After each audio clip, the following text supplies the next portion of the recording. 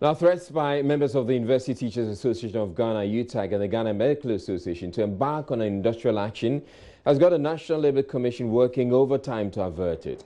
UTAG says it will start a strike on Wednesday as the deadline given government to pay its members 2017-2018 book and research allowances elapses today, Tuesday, July 31.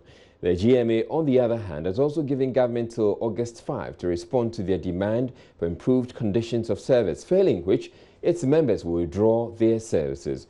Chairperson of the National Labour Commission, Andrew Kwabena Asamoah, tells Sure News the Commission is adopting a fast-track approach to settle the impasse between government and the agitating labour unions.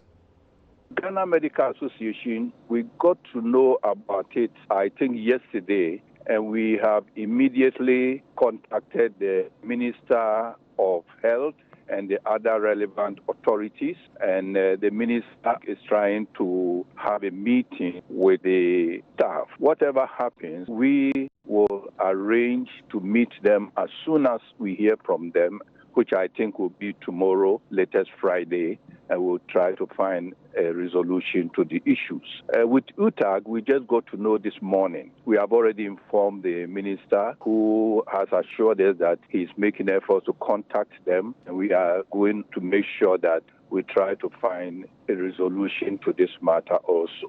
As of now, I cannot say very much because we are waiting to hear from the minister. We are in contact with UTAG, so by the end of the day, we will have an idea of where we are. We appreciate the issues and we are doing our very best to resolve it. We know that they have a case, but we feel that we find a mutual resolution to the matter. So we implore them to hold on, to talk to us, to let us find a resolution rather than this going on back as of now. We are very, very worried about it. We are very concerned about it. And as I say, we are working around the clock to ensure that these matters are resolved at the earliest possible moment, ensure that this matter does not escalate. The National Labour Commission, meanwhile, wants government to establish more of its offices in other regions across the country. The Commission says its establishment has had the Accra head office as the only office handling all labour-related issues, a situation the chairperson, Andrew Kwabena Asamoah, says is impeding the progress of the Commission in addressing concerns of aggrieved workers. This was revealed at the inauguration of a 5-member audit committee for the NLC. It's unfortunate that this committee has not been there. And I think this has not allowed the Commission to move in the right direction. I was surprised to note when I took over as the chair of this commission that the National Labour Commission had not got any regional or district offices. If you look at the number of workers, so I believe the setting up of this committee will help us to move forward, establish more offices, and try to be there to support the workers. Why do we have the Labour Commission? We have the Labour Commission because the ordinary poor worker cannot afford to go and file his case in the courts. So the Commission is the court of the poor man. And it is therefore our responsibility to strengthen the Commission so that it can give the support to the workers throughout the country. Well, government says it is working towards expanding the operations of the Commission to other regions to reduce the pressure on the Accra office. Bright Reku Brobe is Deputy Minister of Employment and Labour Relations. Expansion into some of the regions. But you bear with me that it is not too fair when people have to travel, especially from up north, with their labor cases, only to come and advocate on them in Accra. So it is important that we support and partner the Executive Secretary and the entire Commission to ensure that these office facilities are given to them. Now, effective Wednesday, August 1, owners of vehicles with engine capacities above 3.0 litres will be expected to pay an additional levy introduced by government when they go to the Driver and Vehicle Licensing Authority. The levy, described in the mid-year review budget as a tax on luxury vehicles, is expected to help government shore up revenue shortfalls in the 2018 budget. A statement released by the Ghana Revenue Authority states that vehicles with engine capacities between 2,950 and 3,549 cubic capacity will pay 1,000 cedis. Now, those from 3,550 and 4,049 will pay 1,500 cedis, whilst those above 4,049 cc will pay 2,000 Ghana cedis. And let's get to see the statement that came from the Ghana Revenue Authority. So, as indicated, this is in compliance with the Parliament law passed by the Parliament of Ghana. So now those owners with the engine capacity of 2,950 cubic centimeters to 2.9 or 2.95 liters or more, they shall pay 1,000 cedis. Now those with 2.95, they are going to pay 1,000 cedis.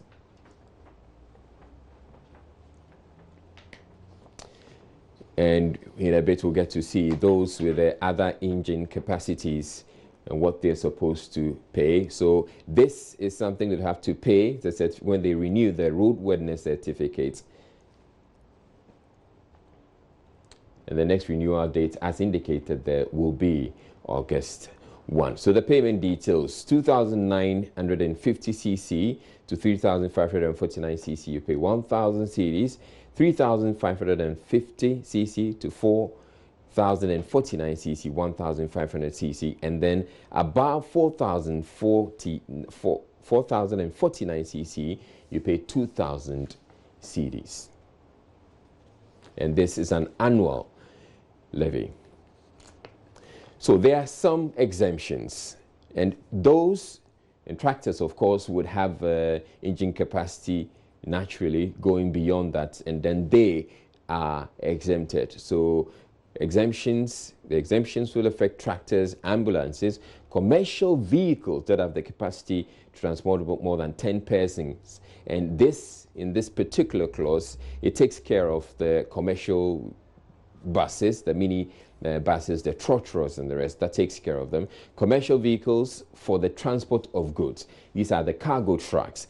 And then other exemptions as may be prescribed by the minister responsible for finance. Now, motorists who will have to pay the levy from Wednesday are not amused by this, and many of them have trooped to the inspection centres in a bid to escape the levy, at least this year. F4 Evans Chinri spoke to some of them in our reports. During a visit to one of the private vehicle inspection centres here in Accra, disappointment and anger were literally written on the faces of some vehicle owners who had arrived to renew their roadworthiness certificates. They say they want to escape paying some of these huge levies on their vehicles before tomorrow.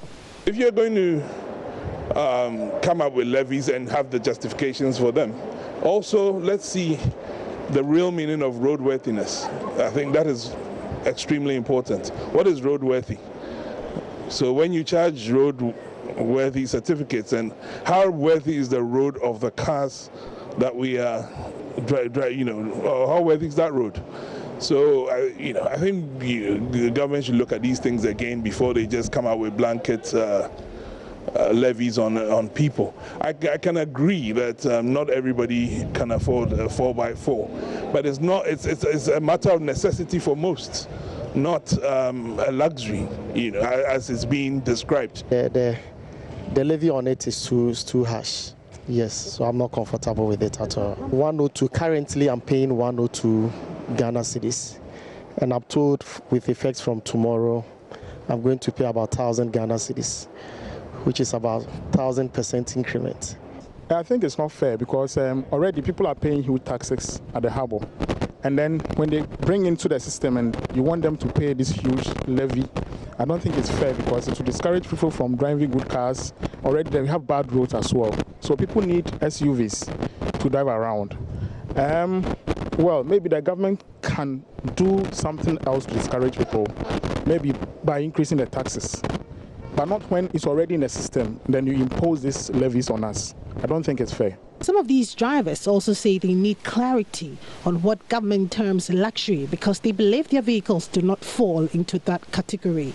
If you are going to impose levies, then I think the citizens owe it a duty to now prescribe what type of car their government officials, of whom our tax monies pay, should what car they should use. And then I think that we will begin to see some kind of equity in the system or equality in the system. You can just order your 4x4 vehicles, go to Toyota Ghana or which, I don't know, Japan Motors, pick all the nice ones, make yours exempt, and then come and, for the person who's doing it out of necessity because of the bad roads, you want to put a levy there. So I think that needs to be realigned. The tax takes effect from tomorrow, the 1st of August. The Ghana National Education Campaign Coalition wants government to put in place emergency measures to decongest classrooms. The said plan should be implemented within 1 year. Following the implementation of the free SHS program in September 2017, there have been reports of congestion in some schools with students sleeping in the open or in makeshift structures. As a solution to the congestion, the coalition is suggesting the government reduce the number of boarders and increase the number of day students admitted. There's more in this report. The spokesperson for Ghana National Education Campaign Coalition, Bright Appear, said the high class size of up to 160 students is negatively affecting academic work. The coalition has recommended that government convert 10% of secondary schools into model schools, where those willing to access secondary education as boarders can pay in full and access accordingly.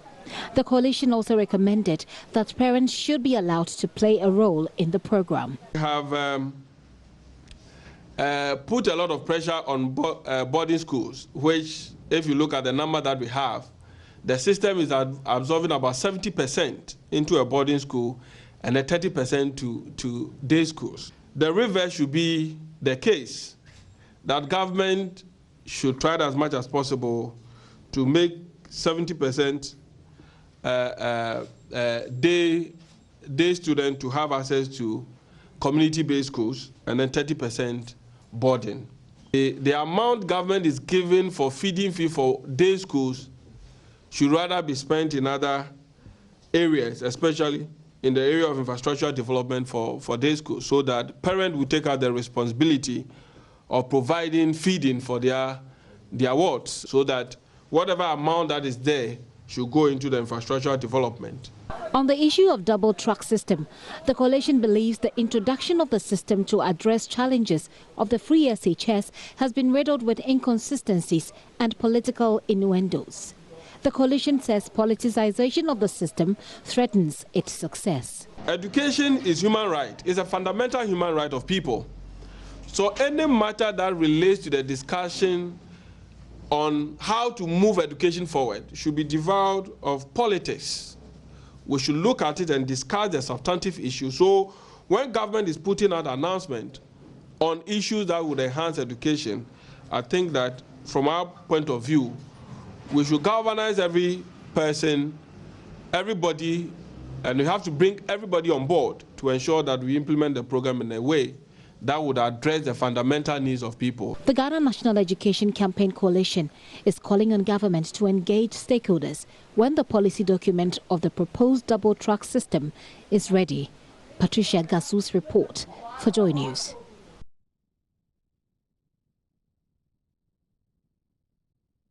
We're taking a break here on Joy News Prime. Still ahead, minority MPs divided over which NDC presidential candidate to throw their weight behind. Also in the bulletin, we bring you a rare insight into a ritual performed by the Ghana state as it prepares to usher in the annual Homo Festival.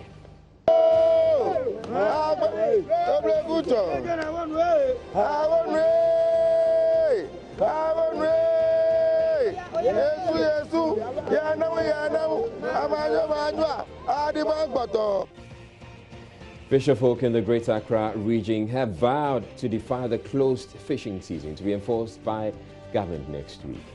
di Gale bi se e ko ska o mo ko bi de e ko sha o mo ko bi de no wo tempo ne to no go stop e so chana bi ye. The National Premix Committee, however, says it has a strategy to ensure the fishermen comply. So we're not going to supply premix to the coastal or the marine sector, but we'll supply premix to the lake region. Stay tuned, we'll be back in a bit.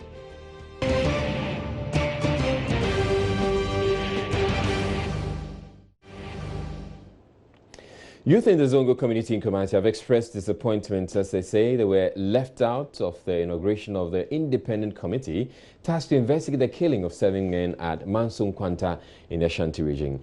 The media was also barred from covering the event. The 5-member committee, led by a justice of the High Court, has members drawn from the BNI, Christian and the Muslim community. But some members of the Zongo community say it is not good enough as the identities of the members are not known to them. The committee has the demand to investigate how the police shot and killed the 7 people they described as suspected armed robbers. Regional Minister Simon Osei-Mensah has been speaking about the membership of the committee. In consultation with the Vice President of the country, we formed an independent committee of inquiry to go into issues associated with the shooting and killing of 7 people, which the police allege are armed robbers or highway robbers. And now the family members, some of the family members are alleging that these people are not thieves, neither are they armed robbers. And they are calling for investigation into the matter. They've also petitioned us and the Vice President that they don't want the involvement of the police in the investigation process. We have representation from the Christian community. We have representation from the Islamic cleric. We have somebody from the BNI also on the committee, and then another person as secretary to the committee. The committee was inaugurated this afternoon. As we don't have a situation where people will be just trooping to their houses and all those things, to not to give them the chance also to do their work. Again, if you have an issue which is maybe information, you can even channel it to us. We will get it to the committee. Some of them, if you think it's relevant to the family members, they can get to the family members and then discuss with them. Those who think are relevant to the police, you can give the information to the police so that they can do their work. We don't want people disturbing them too much. Some of them might not even have anything. They can give misleading information and all sorts of things.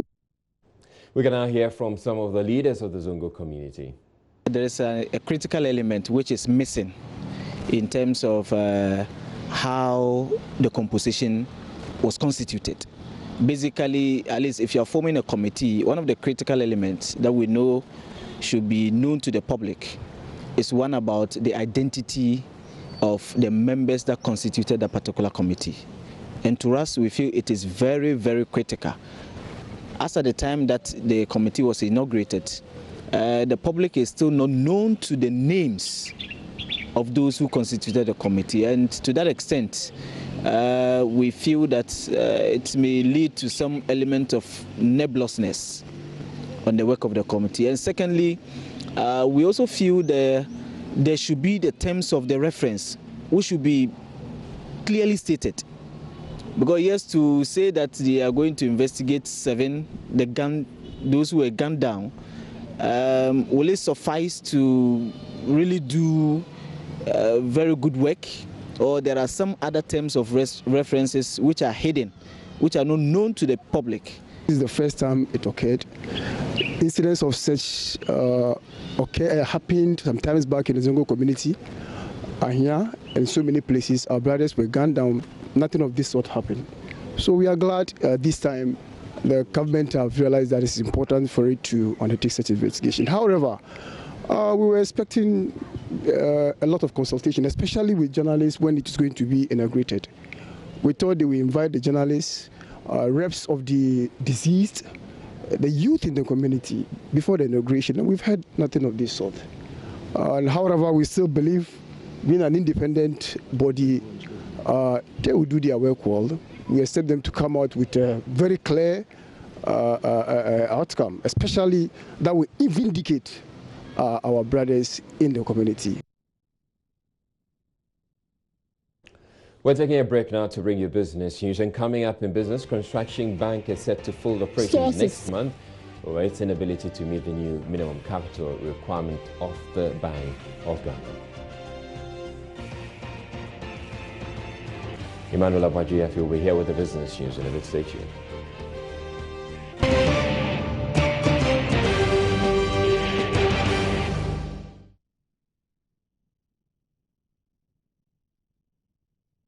Hello again, good evening to you. Welcome to Business. Now, Construction Bank's plan to finally fold up by the 31st of August would depend on the Bank of Ghana's approval. This was after the bank formally communicated its decision to wind down based on its inability to meet the new capital requirements. Sources say the move has been influenced by some challenges in meeting the new capital requirement of 400 million Ghana cedis. It is also believed that some communication has already been sent out to customers on giving them their deposits. Joy Business learns there has been some arrangements in place to ensure that this action does not disrupt the banking sector. We also understand that this has nothing to do with a liquidity challenge or solvency, but just purely on shareholders' decision. Construction Bank last year secured approval from the Bank of Ghana to operate as a universal bank. The Construction Bank is a wholly Ghanaian-owned company that provided banking services in project finance, commercial and consumer banking, with specialization in construction, infrastructure and mortgage financing. Joy Business is learning that the Bank of Ghana could in the coming days take action on banks that are said to be facing some serious liquidity challenges. The governor of the Bank of Ghana recently indicated that at least 15 commercial banks would meet the new minimum capital requirement of 400 million Ghana cedis.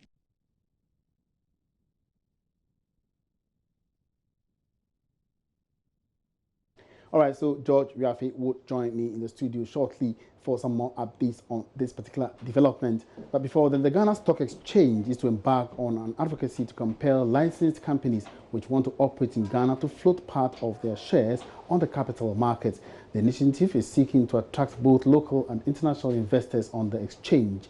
Executive Director of the Ghana Stock Exchange, Kofi Yamwa, disclosed that management of the exchange will collaborate with various agencies, state agencies, to ensure this initiative becomes part of the regulatory requirements. He outlined these at the year review of the stock market performance in Accra. The initiative, according to the Executive Director of the Ghana Stock Exchange, Kofi Yamwa, has begun in certain sectors of the economy. He noted the stock exchange is looking at other sectors to be added.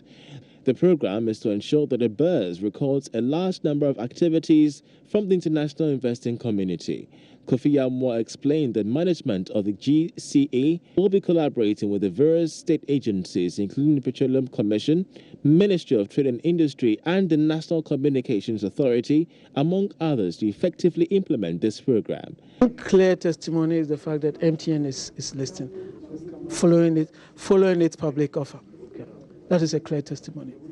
So, comparing advocacy to a law and to compel companies to list, which one will be more? So long as the law is not there in the first place, what will fill the gap is advocacy. Until we get to the point where the law is there, advocacy will have to play that role. What kind of companies are you targeting here? Oh, companies across a wide range of sectors: banking, insurance, mining, manufacturing, cocoa buying, oil and gas and so forth. So across a number of sectors. Essentially, the sectors that when a company wants to operate, it requires license from a regulator. He rejected claims by a section of the public that MTN's initial public offer has impacted negatively on the city. Some non-resident investors selling off, and that's one of the reasons that puts pressure on the city. We know that not all of them attract enough. At least, even from the recent fixed income securities that were issued, there were a number of non-resident investors that participated. So yes, the investor confidence in the country, in the market, is still very, very strong. Yeah. What about the assertion that the MTN IPO also affecting the CD's performance? No, because right from the beginning, Bank of Ghana, MTN, were at pains to assure the market that even if all the funds we were raising were in Forex, the repatriation will be done in a phased-out approach. So that assurance is there right from the beginning. It has nothing to do with recent experiences as far as the dollar is concerned. It's rather more to do with the sell-off of non-resident investors as far as the market is concerned because of the Federal Reserve rate that were raised and the fact that some of them are also taking profit out of whatever they've earned today. On the half-year performance of the BERS, the results indicated that the traded securities in the half years to June 2018 was much higher than the same period last year. Meanwhile, head of research at Data Bank, Alex Boahene, has been reacting to the decision by the Ghana Stock Exchange to compel prospective international companies to float shares on the BERS before being allowed to operate in the country. In his view, this would have been an ideal situation. However, he says no one can force a company to raise money on the stock market. Yeah, but it is something that it's interesting because, I mean, there have been a lot of conversation around this issue. Okay. Actually, you can't force a company to raise money if they don't find a need for it. I mean, if we're asking a company to come on the market through an IPO, you are literally asking them to raise money. So if a company does not need money, you can't actually coerce them to actually do that. But the interesting thing is that we have companies that are also putting, that have very profitable businesses in Ghana that are owned exclusively by foreigners. And it tends to put a lot of pressure on our currency. So from that perspective, I understand where the regulators are coming from. But I think that generally it's good to look at it. I mean, after all, it's our country. And certain countries have been successful in implementing this strategy where once you are coming into the country, they lay out the conditions. You understand? For instance, these mining companies, these exploratory companies, the mining companies and other companies that have been in Ghana for so long and are very profitable. I think it's a good thing to do because that is the best way, or that is one of the ways we can actually use we can employ to ensure that we grow our capital market. Let's now get back to our earlier story. We've been updating you on the decision by Construction Bank to fold up by the 31st of August due to its inability to meet the new minimum capital requirements set by the Bank of Ghana. I've been joined in the studio now by my colleague, George Riafe, who has been following the situation and brings us some more updates. George, why is the bank collapsing? Well, earlier in your story, you tried to explain the rationale or the reasons, and what we have picked up from persons who are close to the bank is that construction is saying that they would have challenges. They cannot meet the new capital requirement of 400 million Ghana cedis by December, and therefore it is right to actually inform the regulator. What we have picked up is that at the end of that board meeting yesterday, that formal request was made to the regulator that they are surrendering their license that was given to them to operate as a universal bank. So you give the license to me to operate, I'm bringing that license back to you, take it. I don't think I would need this license to operate as a universal bank in the country. Why didn't they consider any other option like a merger? Well, again, engaging persons who are very close to the bank, what we picked up was that even a plan was put together for consideration by the Bank of Ghana. But again, it looks like time was going and they were not getting any response from the Bank of Ghana with respect to whether that thing would get the blessings of the regulator. And therefore, they thought that looking at the way time was going, and they're not getting any formal response from the regulator, it looks like that marriage or that strategic investor that they were looking forward to come into the bank and pump in the capital would not materialize. And therefore, let's look at the option of telling the regulator that we might or we don't need that license again to operate as a bank in the country? Well, so apart from giving back the license to the Bank of Ghana, would they or do they even exactly need any approval before they fold that? Well, if you look through the banking laws for such actions as well, the Bank of Ghana needs to establish whether it should go down or not, because they need to look at your exit plan. Do you have a staff in place? What's the plan for them? What about depositors' funds as well? So have you put a structure or a mechanism, the process in place to ensure that anyone who placed funds with you, that person can get his or her funds? And they look at all those things before they say that, okay, we will grant your request that you no longer want to operate in the banking space. And that is what the Bank of Ghana might be doing their checklist. But what we understand is that funds have already been set aside for the staff, the severance package, and even for the depositors, that everyone is going to get his or her funds that they placed with the bank. So there might not be any call for worry. So as we speak right now, I mean, the administrative staff, if you go there, some of them are winding down. We understand that they've been asked to stay at home. This skeletal staff will be there to try and engage other clients. What about shareholders? Did you get to speak with any shareholders? Well, for those who have also engaged, you might directly be linked to the company's shareholders.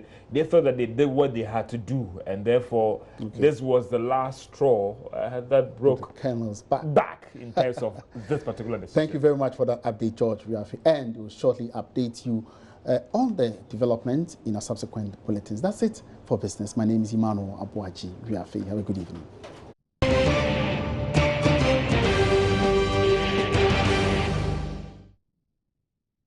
The Supreme Court has thrown out an application for injunction seeking to restrain President Akufo-Addo from appointing a new chairperson of the Electoral Commission until an outstanding case challenging the removal of the previous chairperson, Charlotte Osei, is determined.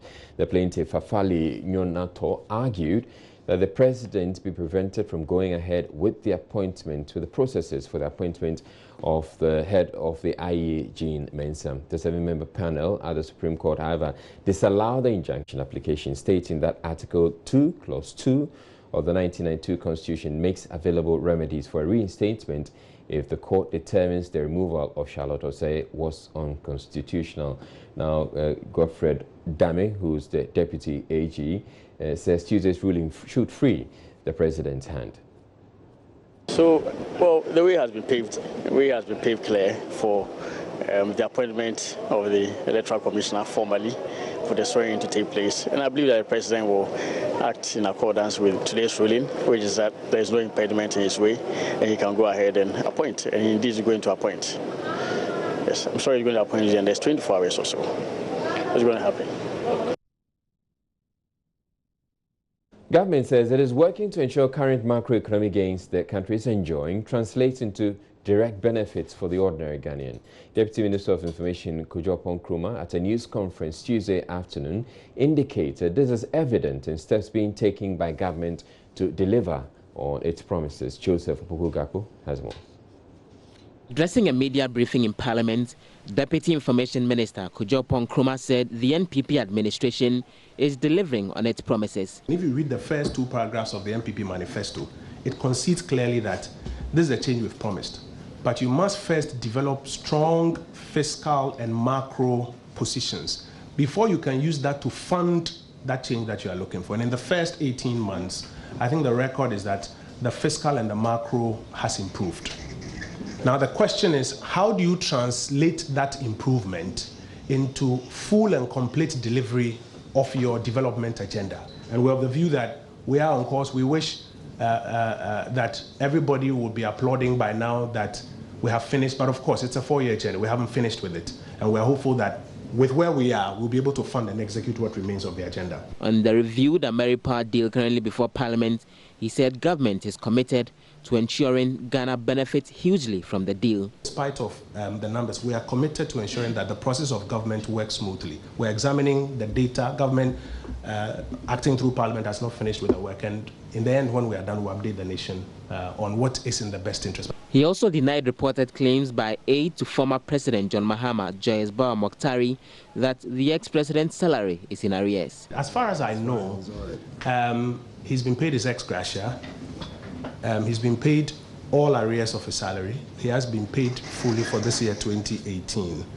I think even as at July 18, his payments had gone through. So we do not have issues with that. I mean, nobody's going to stay in politics forever. So you want to treat everybody in a manner that is befitting, and it is not in the interest of the current administration to treat him in any untoward way. Deputy Roads Minister Anthony Cabo said the $2 billion Ghana Sino-Hydro deal approved by Parliament last week will help deal with the galamsey problem in the country. I'm sure many of us will admit that, for instance, we have a galamsey menace that is hurting our country. Who are those largely in this galamsey menace? It's the Chinese. So now if we have a smart and intelligent way to address the Chinese and have a barter system where their populace do not have to populate our country to mine our gold, but rather we say, look, we are going to give you processed gold whilst you help us with financing for all these massive projects that we are talking about within the Sino-Hydro 2 billion facility. You should see the type of projects that we are embarking on.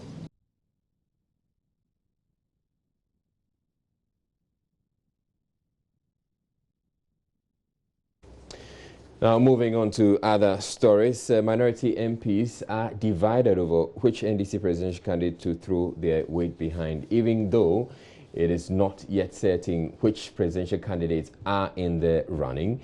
The minority MPs, about 94 of them, have voted or signed to indicate their support of former President John Mahama, should he declare an intention to run in the 2020 elections. But there are some other MPs who are dissenting, minority MPs who are dissenting. Joseph Opoku-Gakpo has joined me in the studio, and our parliamentary correspondent is going to be throwing some more light on that. Thanks, Joseph. So what we know is that they're collecting, the MPs, minority MPs are collecting signatures, and they say they have 94 so far. That's a significant chunk of considering the number of minority MPs we have in Parliament, yeah. And yet there's some others who are claiming that they are unaware of this supposed signature collection. It's interesting. So there are 106 MPs in Parliament. According to Dr. Clement Park, who is the MP for Busa South, a process has been ongoing for some weeks now. A document has been going around asking MPs to append their signatures, endorsing John Mahama as candidate going into the 2020 elections. And so far, that document for the last few weeks has been able to get up to 94 out of the 106 MPs to sign to it and indicate that they are in support of John Dramani Mahama. The interesting bit is that some other MPs are disagreeing on this. Richard Koshiga, who is the MP for the Keta constituency, makes the point that this document actually came to him as well personally, and he was requested to sign. He didn't append his signature. Why didn't he sign? Because he is supporting Professor Joshua Labi, the former Is it clear on this document that if you're signing because you're signing to endorse former President? Exactly. So from what I gather, it's a document that states on the early pages very clearly that this is a document indicating that MPs, minority MPs who want to support the Mahama campaign should append their name, append their signature, and so it was very clear on the face of the document. Which is how come Except there's one other MP who's saying that he thought he was signing for attendance. Bogri Nabu, who is one of the MPs who has repeatedly indicated that he thinks John Mahama would be a bad candidate going into the 2020 elections. He signed? He signed. And he's been offering an explanation to that. He spoke to Asempa FM this afternoon and indicated that when he saw the list, he was under the impression it was attendance list, and it was on that basis that he went ahead to sign. So he didn't sign exactly because he's in support of John Mahama. But other allegations are being thrown in. Richard Koshiga makes the point that a lot of the MPs are signing onto the document because they think if they don't, they will lose their primaries and that people will campaign against them. That's why they are being signed. And again, he's disputing the figures. He thinks the 94 that Dr. Park and Co are claiming have signed on to the documents, it's not exactly the figure, and he's challenging them to publish the list of all those who have signed. But mind you, in Parliament itself, the second Deputy Speaker is contesting. He's declared this intention that he wants to contest, Alban Bagbin. So obviously he wouldn't have signed on to this document.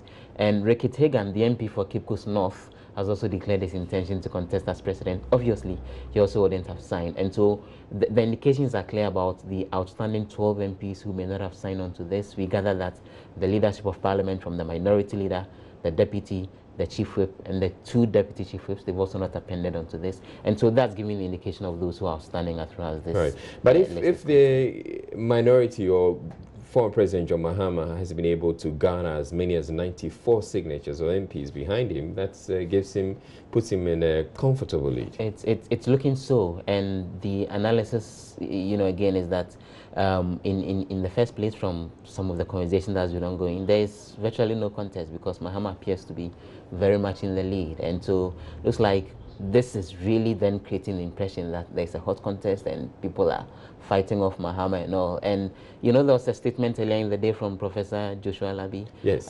His camp indicated that this is not something that would intimidate them in any way.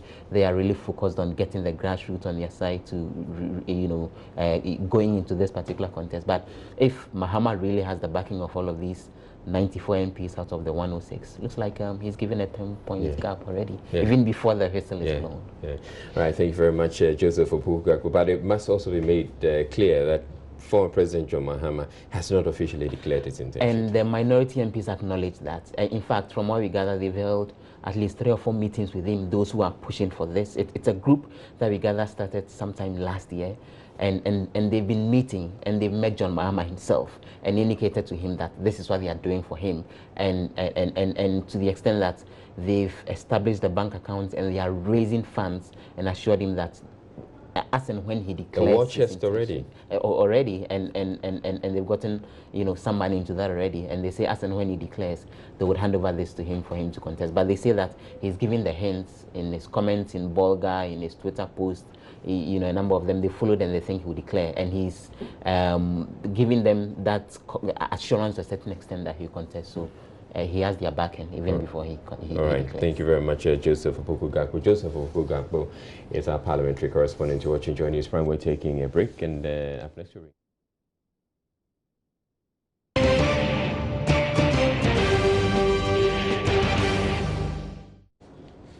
on to the rest of our stories here on Joy News Prime. The chief priest of the Ghana State, Nai Wulomo Numu Akwa Mensah III, is downplaying expectations of a bumper catch by fishermen in the Greater Accra region ahead of the annual Homo War Festival. Tuesday, when he performed a ritual to usher in the annual Homo War Festival, the chief priest expressed disappointment. Little has been done to save the sea from the filth and illegal fishing that has depleted the fish stock. Martha Crensil Aqua witnessed the rare ritual.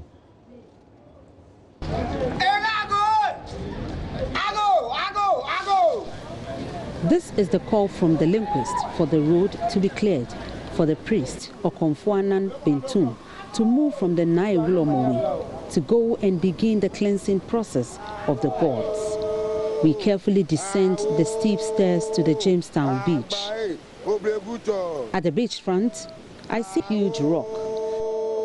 The chief bailiff of the Nai Wulomo pours libation to the commencement of the ritual.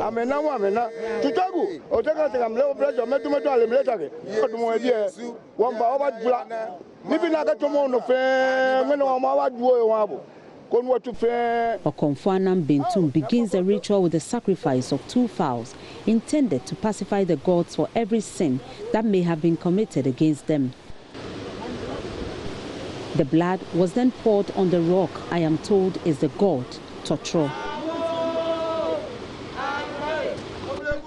A bowl of water was fetched from the sea and poured into this special bowl, and other things including local chewing sponge and other special leaves were added. The mixture was used to cleanse the god, after which white clay and perfume were also used. This is intended to beautify Totro ahead of the arrival of the Nai Wulomo.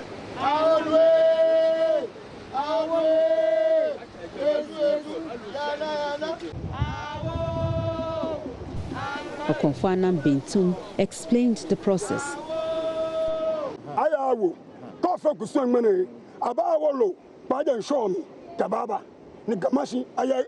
After the ritual, no one will go to sea until the Naiwulomo commissions some fishermen to bring assorted fish, especially red snapper, for the celebration.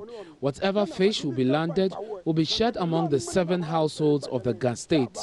The fish landed will also be used for the food meant for sprinkling by the Ga Manche.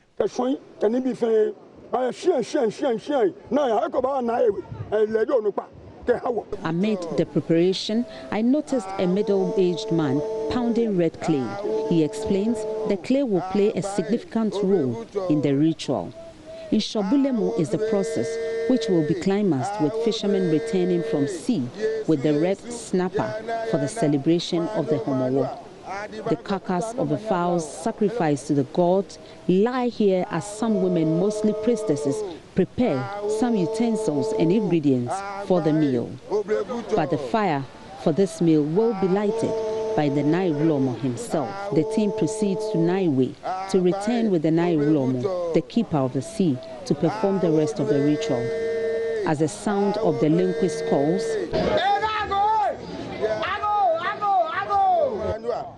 everyone is beckoned to move away. Numo Akwa Mensah III makes his way to the beach to continue the ritual. He pours libation on his arrival and offers prayers, first with corn wine mixed with corn dough and then liquor.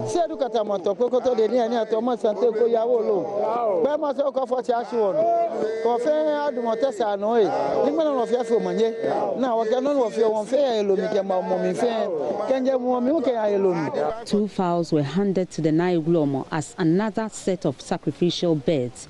He held them by the neck for approximately 3 minutes, snuffing the life out of them.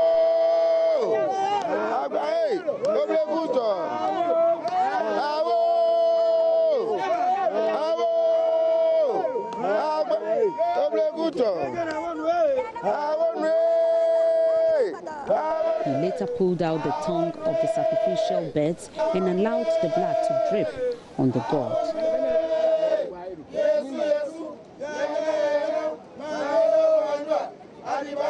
Numbo Akwa Mensah III then sets the symbolic fire for the preparation of the fowl by first pouring liquor onto firewood and local chewing sponge. As they agreed to a call for bumper harvest this fishing season, Naiwulomo Numbo Akwa Mensah III admitted that over the years, fish stocks have depleted, hence a call for more concerted effort towards replenishing the fish stock.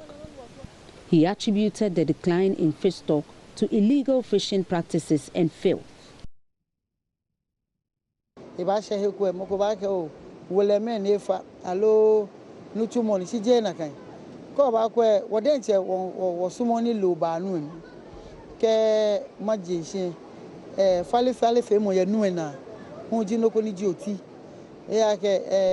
Some people may say we have too many fishermen, hence the depletion in fish stock. But that is not the case. The fish needs a safe place to lay its egg.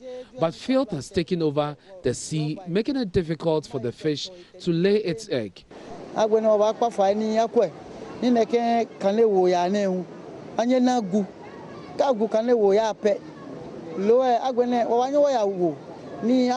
We also need to stop all illegal fishing activities, including using light and unapproved nets.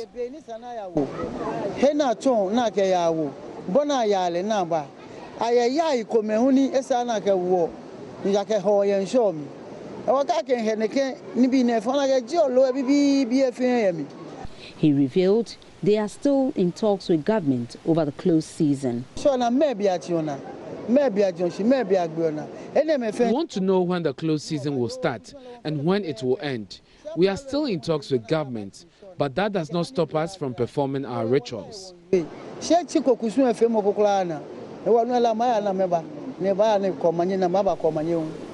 Naiwulomo priests and priestesses would sit around until the food is ready. Then some fishermen will be commissioned to go to sea and bring red snapper for the celebration of the Omowo. The fish to be landed will be shared among the 7 households of the Ga state for the celebration of the festival. Reporting for Joy News, my name is Martha Prinzel Akwa, Jamestown. Now, this year's Homo War Festival coincides with a controversial month-long moratorium on fishing along Ghana's coast in government's quest to restore the depleted fish stocks. One of the priests who claims to be from the household of the Greater Accra chief fisherman, Ni Anang Bentum, insists they will defy the close season scheduled to begin from August 7. No, never fair. The party. Maybe for post the way on again. The party. No, never to work back. She can't tell you about Gamashi Shika, Ejala Sika, Eja Tamashika, Eja Tashika, Eja Murabi. Tell Afulekwe that her decision to implement close season would destroy the party. If she has anything to do, she should stop the Chinese trawlers. She doesn't feed any of us here.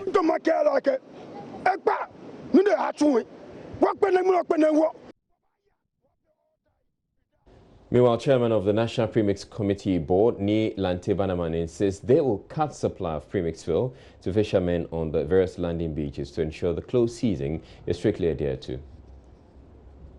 Premix is supplied to the whole Ghana for the fishing, especially fishing at the coasts, but on the lake it's for both transportation and fishing. The close season is affecting only the marine sector, which is the coastal areas, but on the lake we are still going to supply. So we're not going to supply premix to the coastal or the marine sector, but we'll supply premix to the lake region. So how are you going to ensure, for instance, that for the regions that are using it for transport and for fishing, when it is supplied for one purpose, it's not going into fishing? The majority of our supply goes to the marine sector, and that is what we are stopping within the period of the close season. So within the period, are you also going to be part of the people who monitor activities at the beach to ensure that the ban is not? Of course, premix fuel, we have our coordinators along all the coastal areas, so they are also part of the systems to help us monitor that the fishers are still not going to sea and all that. It's a whole system that is in place. We have fisheries officers, we have premix coordinators, we have the BNI, we have a whole lot of people along the beaches that we work with as a system, and they are all informed about the ban, about the close season. So definitely we are going to ensure that nobody violates the. Finally, what are you expecting after the close season is opened, kind of? Are you going to supply more so they can fish more? No. The supply is going to follow the same trend. We have a way of supplying, and even this time around, most of our supplies are coordinated between the secretariat and the regional coordinating councils. Now, the Roads and Highways Ministry has suspended contracts of private way bridge operators across the country. This follows findings of persistent overloading of heavy-duty trucks. It comes at a time when the Ghana Bauxite Company is reported to have evaded the payment of penalties for overloading haulage trucks to the tune of more than $90 million over a period of 6 years. In the second part of a year-long investigation, Joy News' Kwete Nate tells why Vice President Dr. Mahama Bauxite isn't happy with the Ghana Bauxite Company.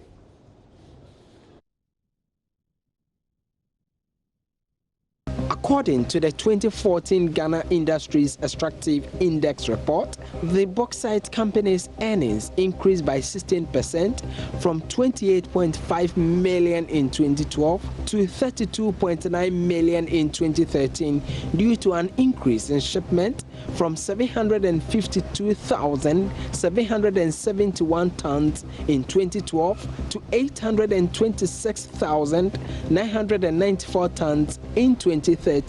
However, the company failed to pay corporate tax in 2012 and 2013. In February this year, Vice President Dr. Mahama Bauxite, at a ceremony in Accra, questioned why a bauxite company in the country that has been mining for over 5 years has not declared any profit. A few months ago, I sent a team to a bauxite mine, and we wanted to find out what was going on there, because for 5 years, even though government had a share in this enterprise, we had received no dividends. So we wanted to find out what was going on. Are they mining or what is going on? But actually, they've been vigorously mining for 5 years and declared no profits because they are claiming they've made no profits. And I'm trying to see how the theory of the firm will predict whether they will survive or not.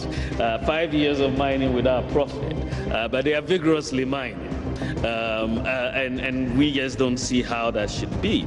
Officials of the Ghana Bauxite Company have declined to comment on the matter. General Manager of the company, Fan Jinkon, dropped the call anytime he was contacted by the investigative team. And that was our last conversation. Hello. Hello, sir. Good afternoon. Good afternoon. Who is this, please? My name is Kwetenate. I work for Joy FM. Hope you are doing well, sir. Yeah? Sir, we are doing a story on Ghana Bauxite, and we're hoping we can I'm in the middle of a meeting. I'm sorry. So can I call you back today? Axle Load Manager at the Ghana Highways Authority, Nicholas Brown, tells Joy News their checks reveal the Ghana Bauxite Company haulage trucks have been overloading. The protest has compelled them not to extend the contract of the private operator of the Bogosuwe Bridge contractor. We have some information to that effect that some of the trucks hauling bauxite get overloaded, and we as agency, we are taking measures to address it. Recently, we did not extend the contract of the operator who was in charge of the Bogosuwe Bridge station, and Ghana Authority has taken over the management of the station as part of measures to address these issues to ensure that overloading is checked at Bogosu. Why was the operator's contract cancelled? Well, technically they were not cancelled. The contract expired and we did not extend it. Then the ministry has suspended the process for procuring fresh operators as part of the measures to address these practices. We've been following the activities of Ghana Bauxite for some time now. Documents obtained from our sources there indicate that in terms of penalty that they evaded last year, for instance, was in the range of $50.2 million. Does the Ghana Highway has any figures on the penalty these trucks are incurring? Well, we will have information as to some corrupt practices going on with the operations at the stations, but as to figures, we cannot put figures to them. In terms of figures, because when these trucks overload, we do understand that there are certain penalties they need to pay. You earlier told us that you are aware they are overloading. So what penalties have the Ghana Highways surcharged them with? We are only able to find those who are intercepted and determined to be overloaded. Those that escape your weighbridge station, you are unable to determine the fines involved. So we can't put figures to what we are losing, but we know information from the Grand Key that there's some more practices going on and they are able to overload and escape our weighbridge stations. The over $90 million of penalty evaded by the Ghana Bauxite Company can provide 80-kilometer two-lane paved road, 206-unit classroom blocks, 100 CHIPS compound in rural communities, 578 boreholes in areas with no potable water, and still have some $10 million surplus.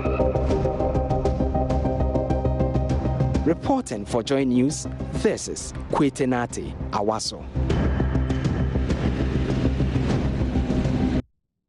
In a related development, Deputy Roads and Highways Minister Anthony Cabo says the Ministry and National Security are collaborating to ensure that overloaded trucks are taken off the road.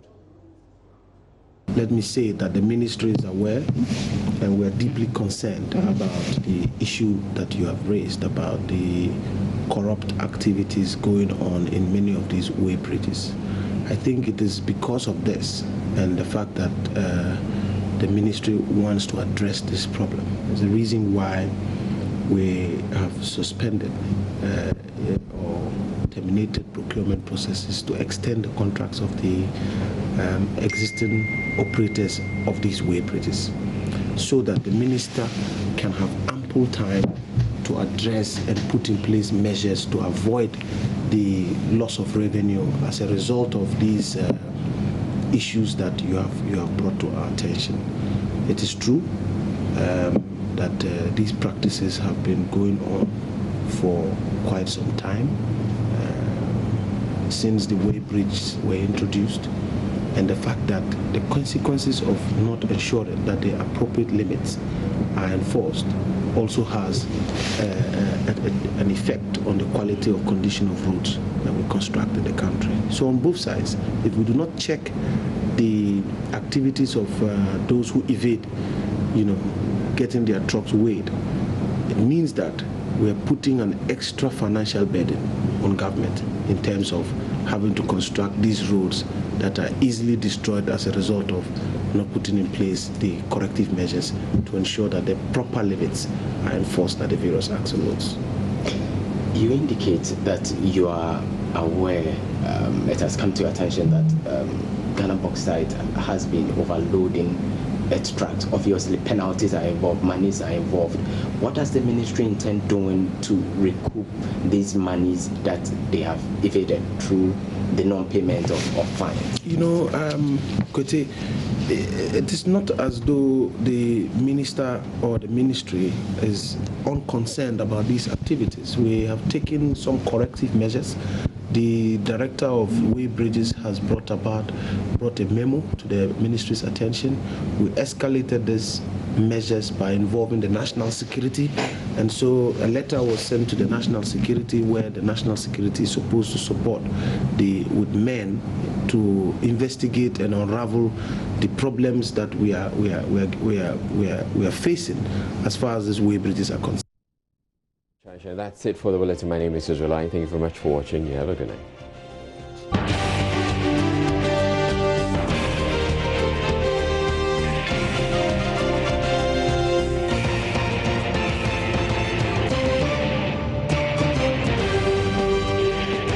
This is Joy News Prime.